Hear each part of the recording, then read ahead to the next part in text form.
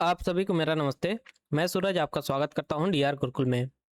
आज के इस वीडियो में हम लोग एसएससी सीजीएल के रीजनिंग के एक हार्ड शिफ्ट के प्रश्नों के सॉल्यूशन को हम लोग इस वीडियो लेक्चर में कवर करेंगे। यह शिफ्ट आपका 12 सितंबर 2025 को कंडक्ट हुआ था और यह थर्ड शिफ्ट था, जिसमें आपके रीजनिंग के थोड़े टफ लेवल के प्रश्न पूछे गए थे और बाकी के भी जो विषय थे वे भी थोड़े टफ लेवल के ही पूछे गए थे, जैसे कि जीएस, मैथ और आपकी रीजनिंग थी और इंग्लिश थी। इसमें हम लोग बेसिकली रीजनिंग के 25 प्रश्नों को देखने वाले हैं। तो चलिए शुरू करते हैं बिना समय गवाए। तो यहाँ पर आपका एक लेटर सीरीज दिया गया है। यह लेटर सीरीज से ही प्रश्न पूछा गया है और इसमें क्वेश्चन मार्क के स्थान पर क्या आएगा हमें यह बताना है।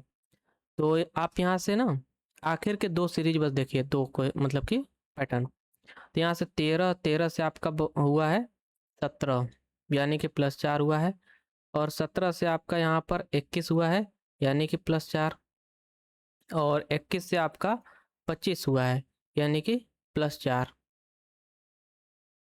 तो यहाँ से 25 में अगर हम लोग 4 जोड़ दें तो आपका 29 हो जाएगा, यानी कि 26। 26 + 3 कर दें, यानी कि आ जाएगा 3 पर हमारा सी। और यू में यानी कि 21 में अगर हम लोग 4 ऐड करें तो 25 होगा, यानी कि वाई। और क्यू जो है हमारा 17 में अगर हम लोग 4 जोड़ें तो 21, यानी कि यू आ जाएगा। तो यू वाई सी जो है हमारा ऑप्शन ए, यह करेक्ट उत्तर होगा। आई होप आपको यह क्लियर हो गया होगा।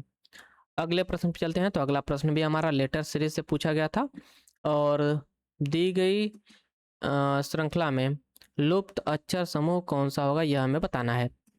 तो इससे भी हम लोग चलिए चेकआउट कर लेते हैं। यहाँ पर 13, 21 और 3 है। उसी तरह यहाँ पर है आपका 17, 1 और 11। इसे ना 1 ना लिख करके 27 लिख लीजिए। तो 21 से आपका यहाँ पर देखिए 13 से 17 हुआ है, +4 हुआ है। दूसरा जो है आपका 21 से 27 हुआ है, +6 हुआ है।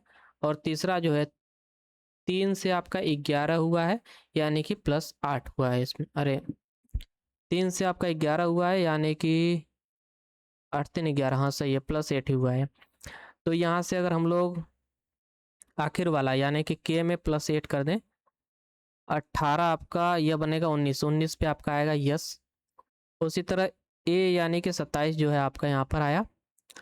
ए में अगर हम लोग 6 ऐड कर दें, यानी कि एक में अगर 6 ऐड करें हम तो हमारा आएगा 7, यानी कि जी। और 17 में अगर हम लोग 4 ऐड करें, यानी कि 21, यू आ जाएगा। तो यू जी एस हमारा करेक्ट उत्तर होगा, ऑप्शन सी।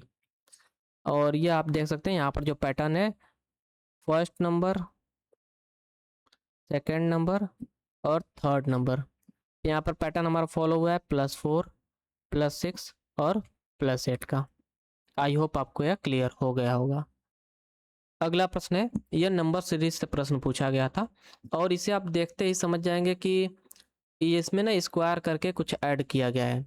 जैसे कि ये आप देखें तो 5 का स्क्वायर करके +5 किया गया है, यह 7 का स्क्वायर करके +7 किया गया है, यह 8 का स्क्वायर करके +8 कर देंगे तो हमारा आ जाएगा 90। अरे 9 का स्क्वायर कर देंगे और 9 उसमें जोड़ देंगे तब हमारा 90 आएगा। उसी तरह यहाँ पर 11 का स्क्वायर करके 11 जोड़ा है, और यहाँ पर 13 का स्क्वायर करके 13 जोड़ा है, और इसके बाद हमारा जो आएगा ये आएगा 15 का स्क्वायर प्लस में 15, यानी कि 225 प्लस में 15, 240। ऑप्शन बी जो है हमारा यह करेक्ट उत्तर हो जाएगा। यहाँ पर आप देख सकते हैं यह बना है आपका नंबर का स्क्वायर करके एक वही नंबर उसमें जोड़ दिया है। अगला प्रश्न है यहाँ पर नंबर सीरीज से, और यहाँ पर आप देख सकते हैं कि 1 के बाद 2 आया है, 2 के बाद 5, 5 के बाद क्वेश्चन मार्क, उसके बाद 677 आ गया है, मतलब एक बड़ा नंबर। और 677 के बाद एक 6 अंकों का एक उससे भी बड़ा नंबर आ गया है। तो मतलब यहाँ पर क्या हो रहा है कि पहली जो संख्या है यानी कि 1 का स्क्वायर करके उसमें 1 ऐड कर दिया गया है, तो कितना आ जाएगा, 2 आ जाएगा। उसी तरह अगर हम लोग 2 का स्क्वायर करके +1 कर दे उसमें तो हमारा 5 आ जाएगा। 5 का स्क्वायर करके अगर उसमें हम लोग 5 जोड़ दें यानी कि 1 जोड़ेंगे ना 26 होगा हमारे यहाँ पर। ऑप्शन ए जो है हमारा यह करेक्ट उत्तर होगा।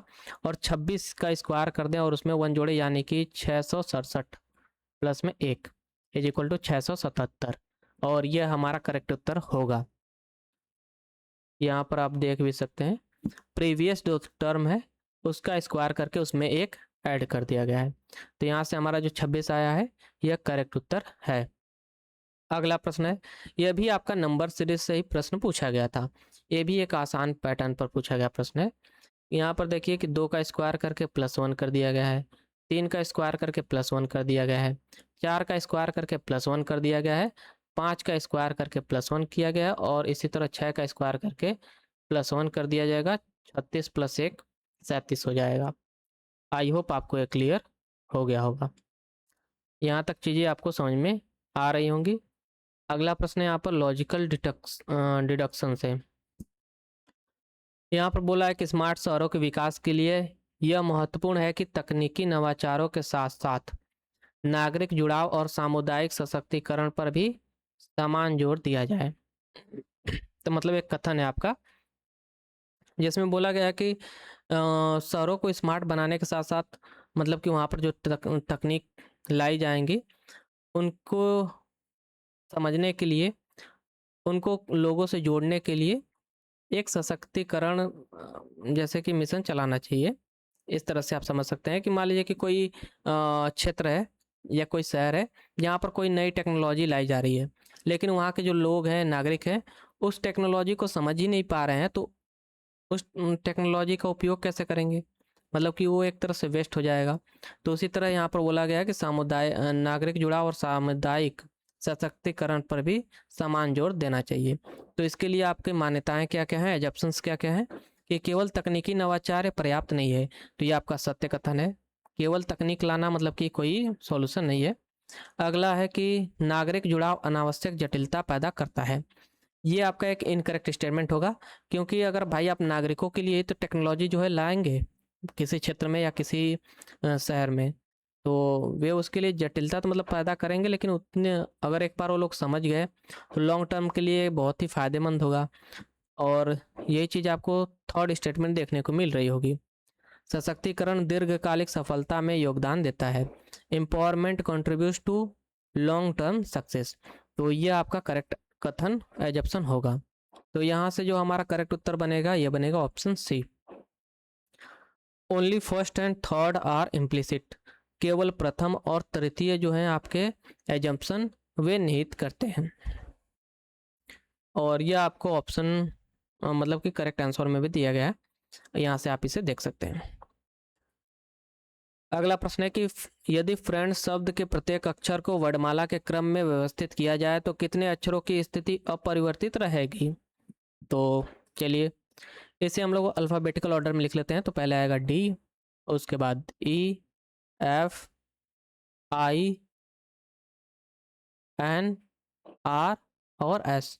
तो यहाँ से आपका एस है और एन है। ये दो ऐसे अल्फ़ाबेट हैं जिनका ऑर्डर परिवर्तित नहीं हुआ है, तो ऑप्शन ए जो है हमारा यह करेक्ट हो जाएगा, करेक्ट उत्तर। यहाँ पर आप देख भी सकते हैं only an and S is aligned perfectly. अगला प्रश्न है यहाँ से हमारा, यह एड्रेस से प्रश्न पूछा गया था और इसमें बोला क्या है कि एग्जैक्ट मैचिंग एड्रेस में फाइंड करना है। तो सबसे पहले हम लोग नंबर 35 को हम लोग मैच करते हैं नंबर 35। तो नंबर 35 आपका ऑप्शन ए में है, ऑप्शन बी में है। नंबर 35 आपका ऑप्शन सी में नहीं है, तो इसे एलिमिनेट कर देंगे हम लोग। नंबर 35/1 दे दिया यहाँ पर, तो इसे भी एलिमिनेट करेंगे हम लोग। उसके बाद क्या बोला है, फर्स्ट एवेन्यू, प्रथम एवेन्यू, फर्स्ट एवेन्यू। तो यहाँ से प्रथम एवेन्यू ये क्यों लिख दिया भाई इसे एड्रेस में, यानी कि मतलब वही चीज़ें रहनी चाहिए सिमिलरली, उसमें कोई चेंजमेंट नहीं होना चाहिए। हाँ आप एब्रीविएट कर सकते हैं चीज़ों को, जैसे कि यहाँ पर राजा अन्नामलाईपुरम यहाँ पर दिया है तो RA पुरम यहाँ पर लिखा है चेन्नई, TN मतलब हो जाएगा तमिलनाडु। तो ऐसे आप कर सकते हैं, लेकिन उसका मतलब उसमें कोई नया शब्द नहीं इंट्रोड्यूस कर सकते हैं। तो यहाँ से जो हमारा करेक्टली मैच्ड एड्रेस है वे है ऑप्शन बी में। नंबर 35 फर्स्ट एवेन्यू, राजा अन्नामलाईपुरम, चेन्नई, तमिलनाडु, 101001 यह पिन कोड है। और यहाँ से आपका ऑप्शन बी जो है यही करेक्ट उत्तर बताया भी है। अगले प्रश्न को देखते हैं हम लोग। तो वर्ड फॉर्मेशन से प्रश्न पूछा गया था और इसमें बोला है कि उस ऑप्शन को सिलेक्ट कीजिए जो कि गिवन वर्ड कंसंट्रेशन से नहीं बनाया जा सकता है। तो यहाँ पर एल आ गया है कैंसिल वर्ड में, और यही जो है आपका करेक्ट उत्तर हो जाएगा, क्योंकि कंसंट्रेशन में आपका कहीं भी एल नहीं यूज हुआ है, इसलिए कैंसिल वर्ड को फाइंड आउट मतलब कि फॉर्म नहीं किया जा सकता है इस गिवन वर्ड का यूज करते हुए। और यही चीज़ें यहाँ पर आपको बताई गई हैं। अगला प्रश्न यहाँ पर दिया है 8 व्यक्ति आपके गोलाकार मेज पर बैठे हैं। तो चलिए 8 व्यक्तियों को हम लोग बैठा लेते हैं एक गोलाकार मेज पर। ये 8 लोग हो गए। क्या बोला है? R is second to the right of P. तो मान लीजिए कि पी पर हम लोग, पी को यहाँ पर हम लोग बैठा लिए, इसका मुख अंदर की तरफ है और इसके राइट में सेकंड पोजीशन पर आर बैठा है, यानी कि हम। इसके अपोजिट में कौन बैठा है? तो इसके अपोजिट में बैठा है टी, मतलब कि आर से 3 लोग छोड़कर टी और इधर से भी 3 लोग छोड़कर टी यहाँ पर आर के अपोजिट में बैठ जाएंगे। आगे बोला है कि you is an immediate left of T. You sit an immediate left of T, यानी कि लेफ्ट राइट, यहाँ पर यू जो है हमारा यह स्थापित हो जाएगा। आगे बोला है Q as immediate right of P. तो पी के इमीडिएट राइट में यहाँ पर क्यू बैठा है। V is immediate left of S. S के लेफ्ट में, यानी कि एस से क्लॉकवाइज आपका वी बैठेगा। तो यहाँ पर बस 3 ही पोजीशन बची है, तो यहाँ पर एस बैठ जाएगा, इसके हिसाब से यहाँ पर राइट मतलब कि लेफ्ट साइड में आपका भी बैठ जाएगा और यहाँ पर बचा डब्ल्यू बैठ जाएगा। अब आपसे प्रश्न में बोला क्या है? Who sit to the right of S. तो एस के राइट में आपका यू बैठा है। ऑप्शन डी जो है हमारा यहाँ से करेक्ट उत्तर होगा। आई होप आपको ये चीज़ें समझ में आ रही होंगी, बहुत ही बेसिक है। अगला प्रश्न यहाँ पर, तो यह कोडिंग डिकोडिंग से आपका प्रश्न पूछा गया है। कोडिंग डिकोडिंग में आप देख सकते हैं कि आई ए ई यहाँ पर दिया है, और I B E, I B E, I B E और I B U Q, I B U Q, यहाँ पर भी क्यू दिया है, ई क्यू। तो मान लीजिए कि इसे हम लोग नहीं चेक करेंगे, इसे भी नहीं चेक करेंगे, हम लोग चेक करेंगे ऑप्शन सेकेंड एंड थर्ड को। तो यहाँ पर चलिए हम लोग लास्ट थर्ड जो वर्ड है उसे देख लेते हैं। तो यहाँ पर डब्ल्यू का 23 होता है नंबरिंग, और यहाँ पर जेड का हो जाएगा 26, यानी कि +3 हुआ है। तो जे यानी कि 10 + 3 करेंगे तो हमारा आ जाएगा 13, यानी कि एम आएगा। एम यहाँ पर आया है, तो ऑप्शन सेकंड से हम लोग जाएंगे और बाकी के जो वर्ड हैं इसे चेक कर लेते हैं हम लोग। तो 6 से आपका हुआ है 9, आर 18 से आपका हुआ है 21, एक्स यानी कि 24 से हुआ है हमारा ए यानी कि 27, 24 से 27 यानी कि 3 ऐड हुआ है। तो सब में 3 ऐड हो रहा है, यहाँ पर +3 का पैटर्न फॉलो हो रहा है। तो 6 एफ में 3 ऐड करेंगे, 6 3 9 यानी कि आई। उसी तरह वाई आपका है 25, 25 में 3 ऐड करेंगे हो जाएगा 28, 28 यानी कि 26 2 28, आई बी आपका आ जाएगा। और बी में आपका 2 ऐड करेंगे और 3 ऐड करेंगे तो 5 यानी कि ई आ जाएगा। एन में हमारा यानी कि 14 में 3 जोड़ेंगे तो हमारा 17 हो जाएगा, यानी कि क्यू। तो ये चीज़ें आपको देखने को मिल रही होंगी। और यहाँ से 10 में 3 जोड़ेंगे 13 यानी कि एम आ जाएगा। ओ 15 यानी कि 18, 18 यानी कि आर आ जाएगा। एफ आपका इसमें 3 जोड़ेंगे 9, एम आर आई आपका आखिर में आ रहा है। तो इसका करेक्ट उत्तर होगा ऑप्शन सेकंड। यहाँ पर आप देख भी सकते हैं। अगला प्रश्न यहाँ पर दिया है ब्लॉक शिफ्टिंग पैटर्न से पूछा गया प्रश्न था। इसमें बेसिकली क्या किया गया है, आप देख सकते हैं कि एम आई टी टी और ये जो है ना बी ए टी, इसको आगे से लिख दिया है बी ए टी। तो यहाँ से आपका यह नया वर्ड बन गया है और इसको हम लोग सॉल्व कर सकते हैं बड़े ही आसानी से। जो गिवन है आपका टी ई एन को इधर से लिख लेते हैं TEN, और KOP को ऐसे ही सीधे तौर पर उतार लेते हैं। तो KOPNET आपका ऑप्शन 4 में देखने को मिल रहा है और ऑप्शन 4 जो है हमारा करेक्ट उत्तर हो जाएगा। यहाँ पर आप देख भी सकते हैं। अगला प्रश्न है, उस समूह की पहचान करें जो दूसरे के समान स्वरूप का पालन नहीं करता है।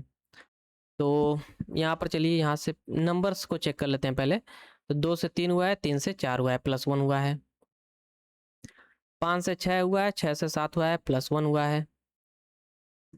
1 से 2 हुआ है, 2 से 3 हुआ है, +1 हुआ है। यहाँ पर 10 से 9 हुआ है, 9 से 8 हुआ है, -1 हुआ है। तो यही जो है आपका फोर्थ वाला ऑप्शन, यह बाकी के 3 ऑप्शन से अलग है या फिर ऑड है, ये बोल सकते हो आप। और यहाँ पर आप देख भी सकते हैं ऑप्शन डी जो है हमारा, यह करेक्ट उत्तर है। अगला प्रश्न है आपका, स्विफ्ट मूव बिल्ड स्किल।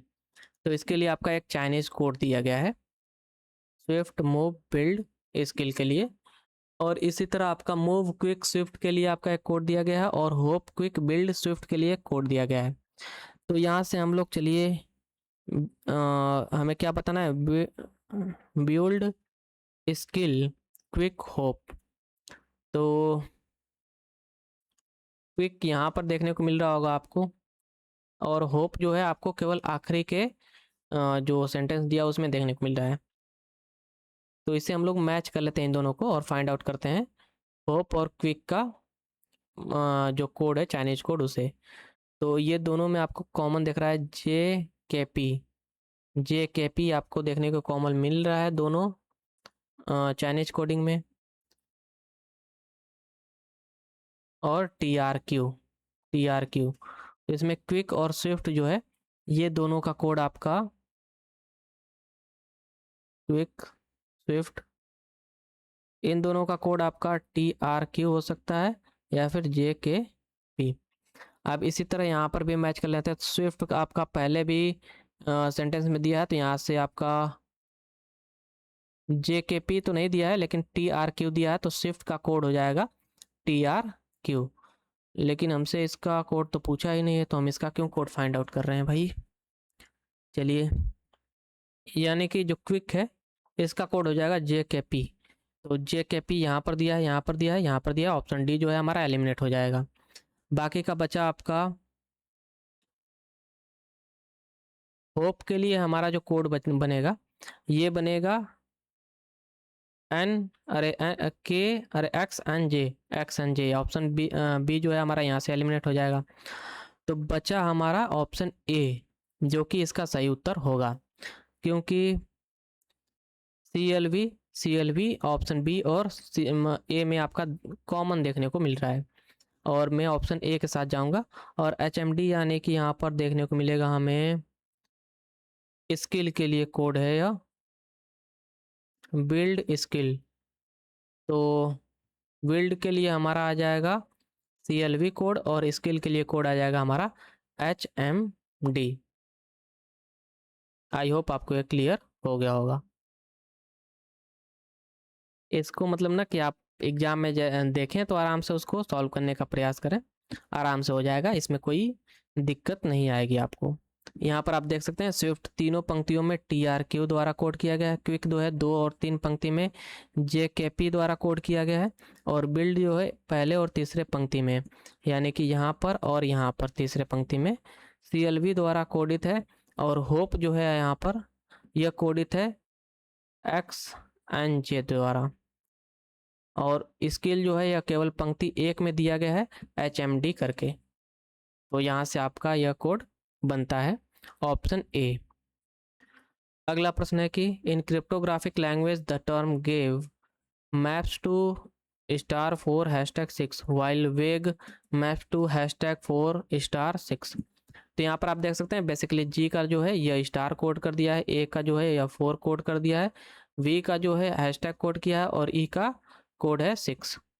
तो यहाँ से हमें EVAG का कोड बताना है। तो ई का कोड है हमारा, यहाँ पर भी सी एक सेमी कोड किया गया है, ई के लिए हमारा 6 से यूज किया गया है, तो यानी कि 6 आ जाएगा। वी के लिए हमारा हैशटैग यूज किया गया है यहाँ पर दोनों में, तो हैशटैग आ जाएगा। और ए के लिए यूज किया गया है 4, तो यहाँ से 4 आ जाएगा। और जी के लिए यूज किया गया है स्टार, यानी कि स्टार बन जाएगा यहाँ पर। तो 6 #4 ऑप्शन डी में आपको देखने को मिल रहा है, तो ऑप्शन डी जो है यह करेक्ट उत्तर हो जाएगा। यहाँ पर आप इसे मैच कर सकते हैं। अगला प्रश्न है, based on a specific mathematical logic if $5 3 yield 23, $5 4 equal to 29, what will be the result of $6 3? तो यहाँ पर कुछ ज़्यादा मतलब कि चीज़ें की नहीं गई हैं। आप इसको ना 5 × 3 कर दीजिए, प्लस में 5 प्लस में 8 कर दीजिए। इसे अगर हम लोग फर्दर सॉल्व करें तो 5 लिखे 15 प्लस में, अरे 5 और 3 करेंगे ना तो 8 आएगा। 8 ये हमारा मिलकर 23 बनाएगा। उसी तरह 5 × 4 प्लस में 5 प्लस में 4 करें अगर हम लोग, 5 चौको 20 प्लस में 9 इज इक्वल टू 29, आपका 29 ये आया है।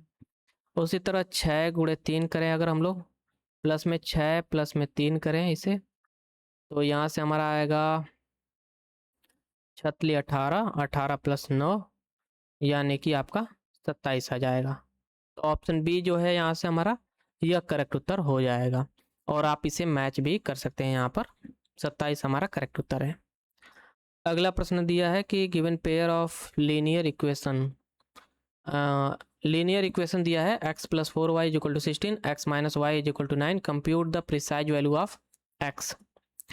तो अगर हम लोग बेसिकली यहाँ पर क्या करें कि x - 9 = y पुट कर लें पहले इक्वेशन में, तो x प्लस में 4 इंटू x - 9 = 16, तो यहाँ से क्या वैल्यू आएगा, x प्लस में 4 x माइनस में 9 चौको 36 इक्वल टू 16। यहाँ पर आपका हो जाएगा 5x इक्वल टू, ये इस साइड जाएगा तो एडिशन में आ जाएगा, ऐड कर दें इन दोनों को हम लोग, 6 दूनी 12, 4 1 5, 52 आ जाएगा। x यानी कि 52 डिवाइडेड बाई 5, इसे अगर डिवाइड करें हम लोग 5 के 5, 5 0 जा 0, 5 चौको 20, तो x का मान जो है 10.4 आ जाएगा। तो ऑप्शन डी जो है हमारा यह करेक्ट उत्तर होगा। आई होप आपको यह समझ में आया होगा। अगला प्रश्न है, two distinct number share a ratio of 4:6, there combined sum is exactly 90, identify these two numbers. तो ऐसे दो नंबर फाइंड कीजिए जिसका सम जो है यह 90 आए। तो यहाँ पर आप देख सकते हैं 54 और 36 को अगर ऐड करें तो आपका 90 आ जाएगा, लेकिन 35 और 53 को ऐड करेंगे तो आपका 90 नहीं आएगा। उसी तरह सी ऑप्शन भी आपका एलिमिनेट हो जाएगा, और आखिर जो ऑप्शन है 48 प्लस में 32, 8 2 0, अरे 8 10, 8 2 10 0, 4 4 8 ही होगा। तो यहाँ से आपका करेक्ट उत्तर हो जाएगा ऑप्शन ए।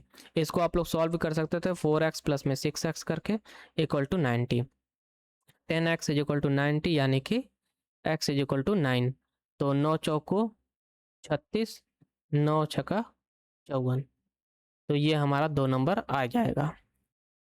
यहाँ पर आप मैच भी कर सकते हैं। अगला प्रश्न है कि if the operator logics dictates that 6 at the rate 4 is equal to 40, 5 at the rate 3 is equal to 28, the numerical output of 7 at the rate 5 is। तो यहाँ पर आप देख सकते हैं ना कि 5 का स्क्वायर, अरे 5 का स्क्वायर किया गया, उसमें 3 ऐड किया गया है, बेसिकली आपको यहाँ पर देखने को मिल रहा होगा। और 6 का स्क्वायर कर दे अगर हम लोग, प्लस में 4 कर दे यानी कि 36 प्लस में 4 इज इक्वल टू 40, तो ये पैटर्न हमारा फॉलो कर रहा है। दूसरे पर भी चेकआउट कर लेते हैं, 5 का स्क्वायर प्लस में 3 इज इक्वल टू 25 प्लस में 3 इज इक्वल टू 28, तो 7 का इसी तरह अगर हम लोग सॉल्व करें, 7 7 49 प्लस में 5 is equal to 54। Option A जो है हमारा यह करेक्ट उत्तर हो जाएगा। आई होप आपको अच्छे से समझ में आ गया होगा। यहाँ पर आप मैच भी कर सकते हैं।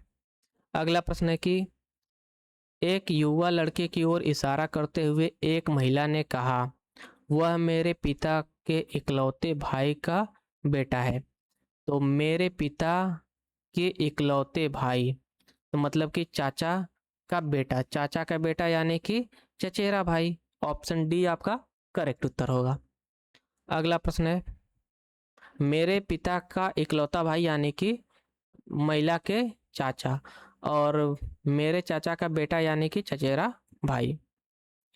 अगला प्रश्न है कि यदि व्यक्ति टी यू का मामा है तो विश्लेषण करें कि यू टी की बहन से किस प्रकार संबंधित है। अरे यार, टी जो है ना यू का मामा है, तो यानी कि यह कोई मदर होगी जिनका बेटा या बेटी होगी यू, तो ये मदर होंगी। तो ये यू जो है आपका इस महिला से किस प्रकार संबंधित होगा, तो बेटा या बेटी से। ऑप्शन सी जो है हमारा करेक्ट उत्तर हो जाएगा। अगला प्रश्न यहाँ पर दिया है कि हमें प्लस और मल्टीप्लाई को आपस में इंटरचेंज करना है, स्वैप करना है, और 6 और 10 को। तो चलिए पहले इक्वेशन को हम लोग सॉल्व करते हैं। तो 3 मल्टीप्लाई बाई 10 कर देंगे 6 की जगह, और मल्टीप्लाई है तो प्लस में 6 करेंगे। इसे सॉल्व करेंगे 30 प्लस में 6 इज इक्वल टू 36। तो ऑप्शन ए जो है हमारा यही करेक्ट उत्तर हो जाएगा, और यही आपका करेक्ट उत्तर भी दिया है। अगला प्रश्न है कि consider the rule x% y is equal to x plus 2y if specific condition states that x% y is equal to 74। Find the value of numerical pair for x and y। तो x plus 2y यहाँ पर हमारा 74 के बराबर हो जाएगा। अब यहाँ पर x की वैल्यू कितना रखें कि हमारा 74 आए, और y की वैल्यू, तो अगर पहला ऑप्शन अगर हम लोग चेक करें तो 50 और 20 यानी कि 70 होगा, ये तो नहीं हो पाएगा। दूसरा ऑप्शन चेक करें तो 54 प्लस में 20 यानी कि 74, तो यह हो जाएगा। तो ऑप्शन बी जो है हमारा यह करेक्ट उत्तर होगा। यहाँ पर आप चेकआउट भी कर सकते हैं। अगला प्रश्न है कि modify the operation symbol operational system. तो यहाँ पर मल्टीप्लाई की जगह हमें प्लस लेना है, तो मल्टीप्लाई हमारा जो है यहाँ पर यहाँ प्लस कर देंगे। प्लस की जगह माइनस कर लाना है, तो प्लस यहाँ पर है तो इसे हम लोग माइनस कर लेंगे, और डिवाइड की जगह मल्टीप्लाई करना है तो यहाँ पर मल्टीप्लाई ला देंगे। तो 8 से लिख के 24 प्लस में 4, ये तो -12 -8 आपका उत्तर आएगा। ऑप्शन ए आपका करेक्ट उत्तर होगा। यहाँ पर आप इसे मैच भी कर सकते हैं।